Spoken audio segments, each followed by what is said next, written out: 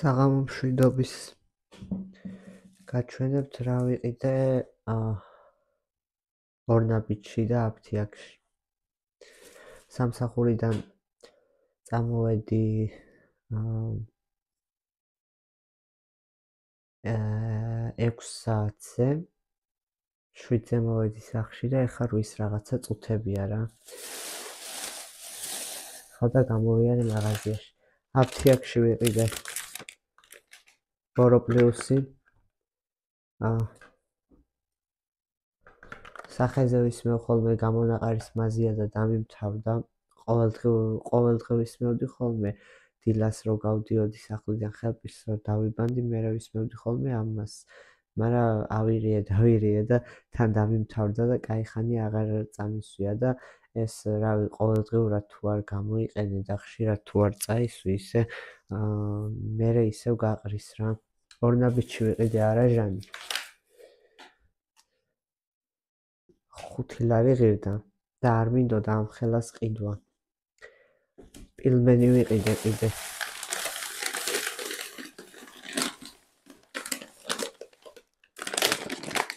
ეს არის ჩემი საყვარელი პილმენი, დიდგორი ციმბირული. გაყინულებს შორის რაც მე გამისინჯავს ყველაზე კარგი ეს არის რა. იმიტომ რომ ძალიან გემრიელია და ძალიან დიდებია. ხოდა უნდა პილმენი საყინულაშიც მოქვს სხვათა შორის, მაგრამ ის პილმენი არის ძალიან უგემური რა. პატარა პილმენებია, წინაზე მოხარშე და ძალიან უგემურია. თან ცოტა არის რა, ერთი მოხარშვა და მე კი მეყოფოდა, მაგრამ უბრალოდ მინდოდა რომ გემრიელად მეჭამა და ვიყიდე პილმენი მთლიანი შეკვრა. ეს დიდი არაჟანი კიდე ძალიან ის არის. კარგია იმ მხრივ რომ რავი ყველაზე ის არის რა, დიდია მოკლედ და ყოფნის კარგად. თან მე ძალიან მიყვარს არაჟანი და ყველაფერში ვიყენებ, მაგრამ არ მინდოდა ამ ხელას ყიდვა, იმიტომ რომ რავი ამ ბინიდან გადასვლას ვაპირებ რა. მოკლედ მაგიტომ ვთქვი რომ ის პილმენი ბარემ რაც მქონდა დარჩენილი მომეხარშა თქო, ზოგადად საჭმელსაც აღარ ვაკეთებ რა, იმიტომ რომ გადასვლა გვინდა. ჩემი ძმა ჩამოსულია თქო, კი გითხარით. ხოდა დაახლოებით 2 კვირა თუ 3 კვირა ჩემი ძმა ჩამოსულია აქეთ და უბრალოდ ჩვენთვის არ არის მისაღები ის პირობები, როგორი პირობებითაც უნდათ, ესე ვთქვათ, რომ ვიცხოვროთ რა. ანუ ამ თემაზე ბევრს არ ვისაუბრებ, მაგრამ უბრალოდ რაღაცეები ძალიან ცუდად განვითარდა, ესე ვთქვათ, სიტუაცია და არავის არ აქვს იმის უფლება, რომ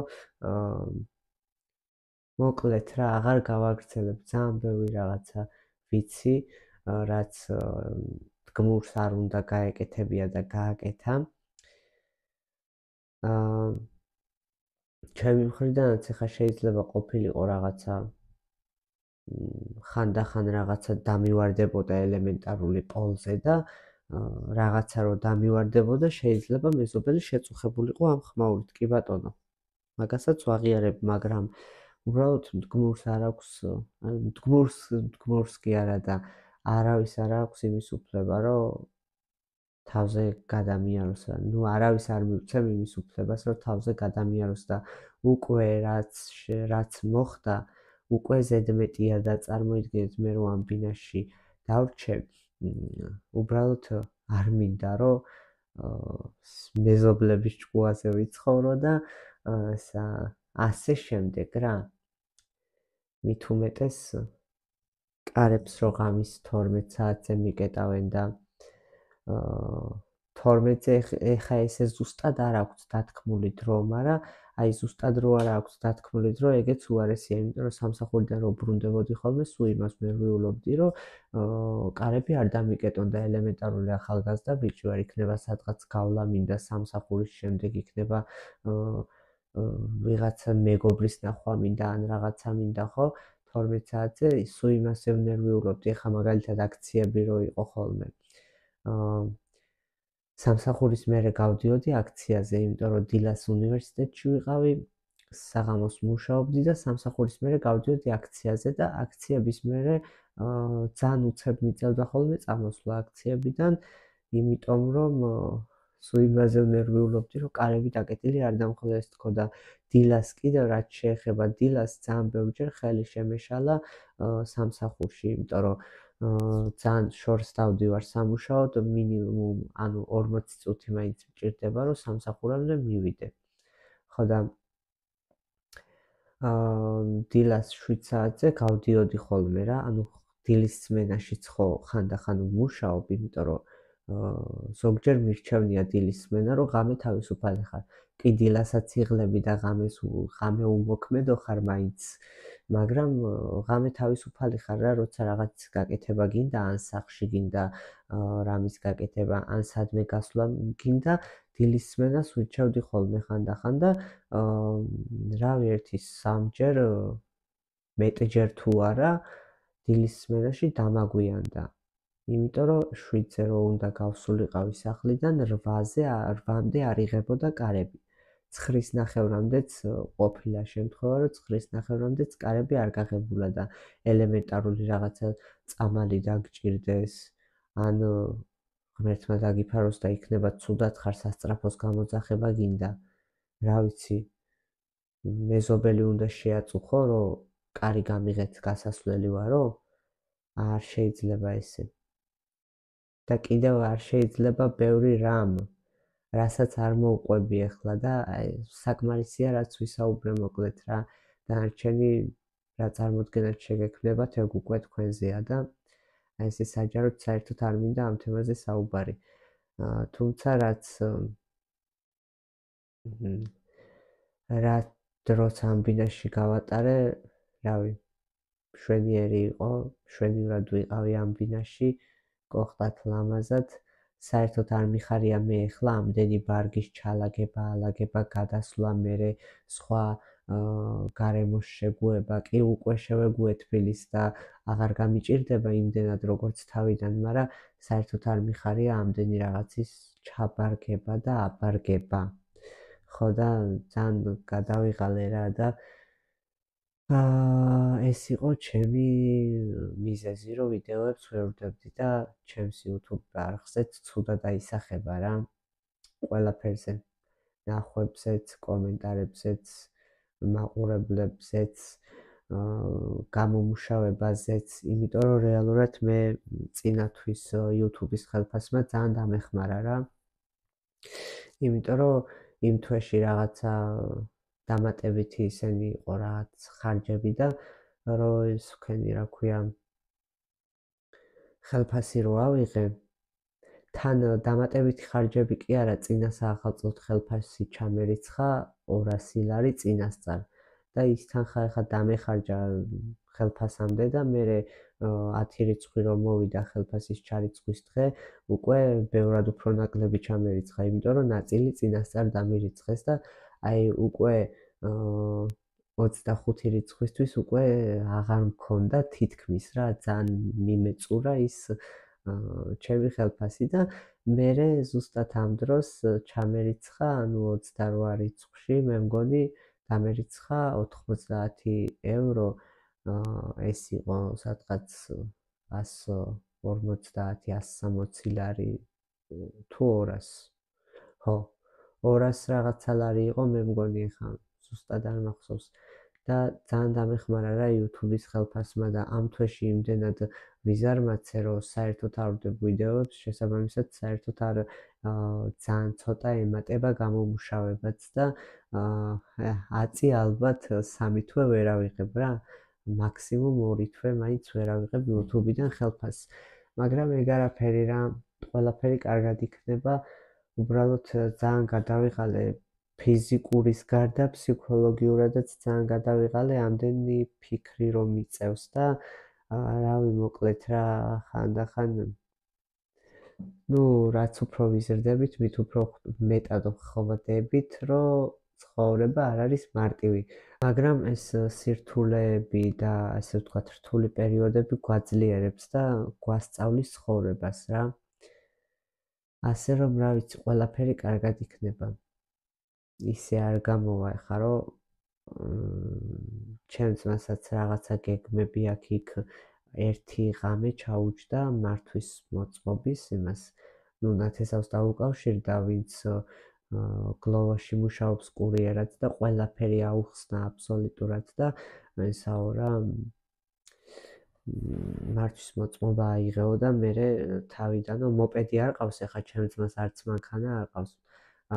მაგრამ თავარიაო რომ მართვის მოწყობა აიღო და მე ყველაფერში დაგეხმარებიო რა 20 ლარად ქირავდება მოპედებიო 10 ლარის ბენზინს ჩაასხავდა მთელი დღე ირბენო და ესაო რა მე უკვე ხელფასრო აიღებს იყიდიდა რა იმას მოპედს თავისი მოპედი ეყოლებოდა თავარია მონდომება და მე ამ მონდომებას ვატყობდი ჩემ ძმაში და ზუსტად ეს მონდომება იყო რის გამოც ჩემს ძმას ვუთხარი რომ ვეხვეწებოდი რომ ჩამოდი თბილისში თქო რომ აქ ხაური ცხოვრება ენახა ესე ვთქვათ მეც არა ვარ ეხლა სასწაული ისა მეც ზარმაცი ვარ სიმართლე რო ვთქვა მაგრამ სიზარმაცე გენახათ სოფელში ანუ არაფერი გასართობი რო არა სამსახური არაფერი არაა და აი ესე უმოქმედოდ უაზროდ სიხარ სახლში და მიჯაჭვული ხარ სოციალურ ქსელებზე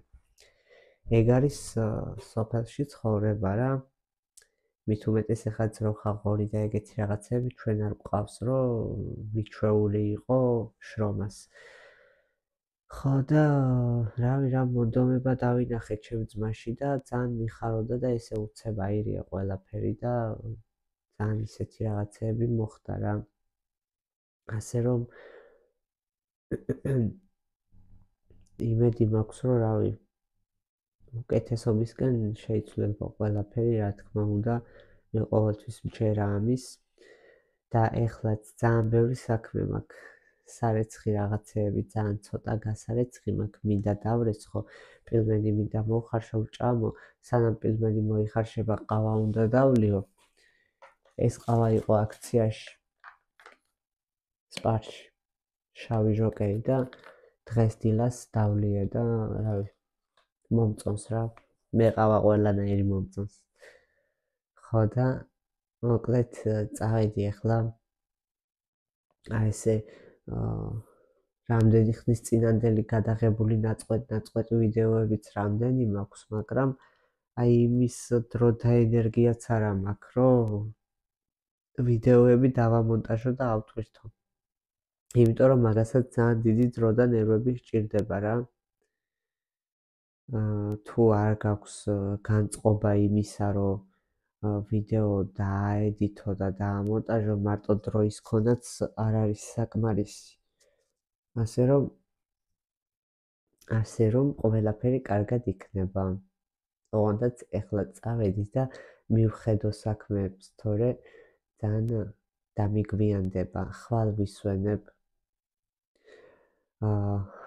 იმიტომ რომ ცოტა დასვენება მჭირდება 14 თებერვალია ხვალთან ხო და რა ვიცი გავივლი გამოვივლი გავისეირნებ და ცოტას ამოვისუნთქებ რა მეგობართან გავალ რაღაცა განტვირთვის დღეს მოვიწყობ ესე ვთქვათ იმიტომ რომ დეკემბერში 31 დეკემბრიდან მოყოლებული მუშაობ როგორ იცით რავი სრული დატვირთვით ხო და როცა მეგონა რომ რა კარგია უნივერსიტეტში რომ ვისვენებ თქო ეს ერთი თვე მარტო სამსახურში ვივლი და გასაქანი მომეცემა და ამოვისუნთქებ თქო მაინც არ მეშველა რა ხო და ცოტა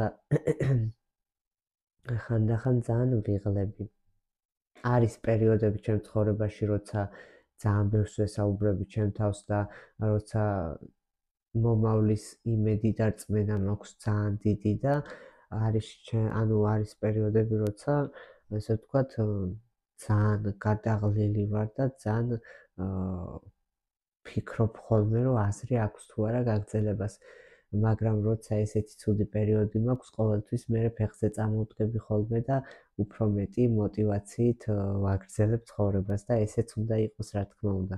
ასე რომ იცოდეთ, რაც არ უნდა რთული პერიოდები გქონდეთ, ეს რთული პერიოდი გაძლიერებთ. იმიტომ რომ ასე ვთქვათ, ბედნიერი ცხოვრება არავის არ აქვს რა რაღაც სასწაული, ფულები თავზე არავის არ აყრია მართლა. თუნდაც ასე რომ არასდროს არ უნდა შეგშურდეთ სხვისი. შური არის ყველაზე ცუდი პირიქით თქვენით.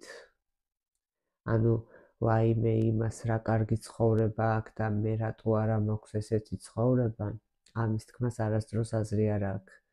პირიქით როცა ხედავ იმას კარგი ცხოვრება აქვს, მით უმეტეს თუ შენიანია, უნდა გიხაროდეს და იმის ჯინაზე კი არ უნდა ცდილობდე და შურის გამო კი არ უნდა ცდილობდე, რომ იმაზე უკეთესი ცხოვრება შეიქმნა. პირიქით იმ ადამიანებისგან უნდა აიღო მაგალითი, უნდა ისწავლო, სწავლაც ძალიან კარგია და ეს მოგცემს იმის საშუალებას, რომ განვითარდე და მიაღწიო წარმატებებს, თორე სხვისი რო გშურდეს და სხვის ჯინაზე ცდილობდე, გქონდეს მასზე უკეთესი ცხოვრება, ვერასდროს ვერ გექნება რა. ასე რომ ყველას გისურვებთ ჯანმრთელობას, ბედნიერებას და ლაღ ცხოვრებას რა. წყნარ მშვიდ ცხოვრებას. ანუ მე რომ ძალიან უწელავ ეხლა და ამდენი დრო მართლა აღარა მაქვს.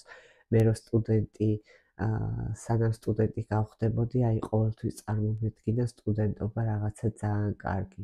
ვაიმე თბილისში გადმოსვლა როგორ მინდოდა და ვაიმე თბილისში ვიქნები და რა კარგია და როგორ კარგად ვიცხოვრებ და ძალიან ეგეთი ფიქრები მიტრიალებდა თავში, მაგრამ აი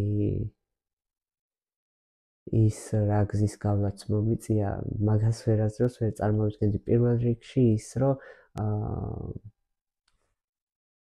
მარტო ყოფნას რო უნდა შეეგუო რა, თავიდან ხო ვიყავი მე მარტო, სანამ ჩემი ძმა ჩამოვიდოდა და ოჯახის მონატრებას, სოფლის მონატრებას, შინაური ცხოველების მონატრებას, ნათესავების მონატრებას რო უნდა გაუძლო პირველ რიგში ეგ, შემდეგ რავი, თუნდაც აი ესეთ გადარბენებზე რო ხარ, მაგას რო უნდა შეეჩვიო, თავიდან არ არის ეს ყველაფერი მარტივი და აი